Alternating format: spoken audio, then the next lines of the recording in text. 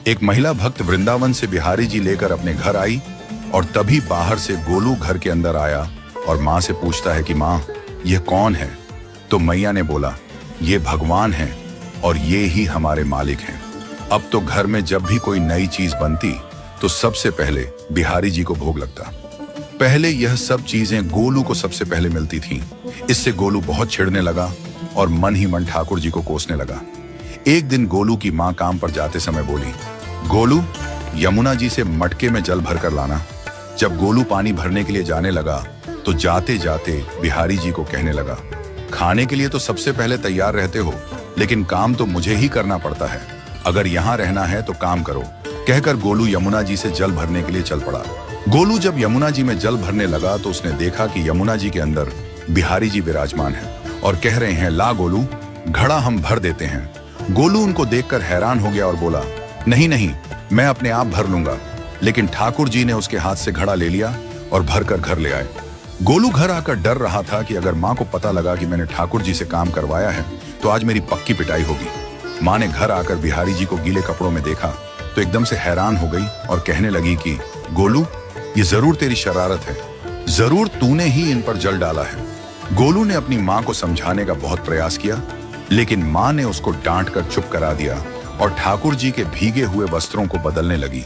अगले दिन जब माँ ने गोलू को अनाज पिसवाने का काम दिया तो बिहारी जी फिर अनाज का कनस्तर ले आए और माँ को ठाकुर जी के वस्त्रों के ऊपर सूखा आटा पड़ा मिला। तो माँ ने फिर गोलू को डांटा कि तुझे पता नहीं कि ये हमारे भगवान हैं और तू भगवान के साथ शरारत करता है। आज तूने फिर इनके ऊपर आटा फेंका है। तो गोलू शपथ लेकर कहने लगा, नहीं माँ, मैंने कोई शरारत नहीं करी है। ये तो मेरे हाथ से गेहूं का कनस्तर लेकर खुद पिसवा कर आए हैं। गोलू की माँ आज बहुत गुस्सा हुई। अगले दिन फिर माँ बोली, बेटा गोलू, आज तुम्हारे बाबा बाहर गांव से वापस लौट आएंगे। बस आज का ही काम है, तुम जंगल से थोड़ी लकड़ियां ले आना। गोलू फिर डर गया, कहीं ठाकुर जी फिर मेरे पीछे ना आ जाएं। गोलू ने माँ को बोला कि मैं चला तो जाऊंगा, लेकिन बिहारी जी को समझा लो, वो मेरे पीछे ना आई। उसकी माँ हंसकर बोली, हाँ हाँ समझा दूंगी, तुम जाओ तो सही। गोलू जल्दी जल्दी लकड़ियां लेने जंगल में चला गया और माँ काम पर चली गई।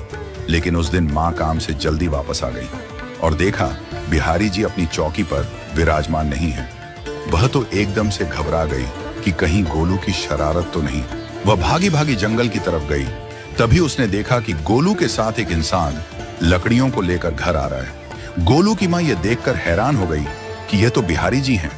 ये क्या हमारे भगवान हमारा काम कर रहे हैं? इसका अर्थ गोलू ठीक कह रहा था।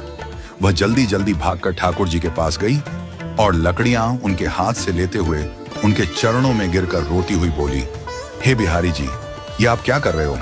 मुंह गरीब का काम क्यों कर रहे हो? ठाकुर जी मुस्कुराते हुए बोले, हमें तो तेरे बेटे पर बहुत प्यार आता है। सब लोग हमें भगवान समझते हैं, लेकिन एक तेरा बेटा ही था जो हमको अपना मानता था। अपना मानकर वो हमें डांट भी देता था, हमारे साथ गुस्सा भी करता था, और जो हमें एक बार अपना मान लेता है तो हम उसके मान के लिए उसके ही हो जाते हैं।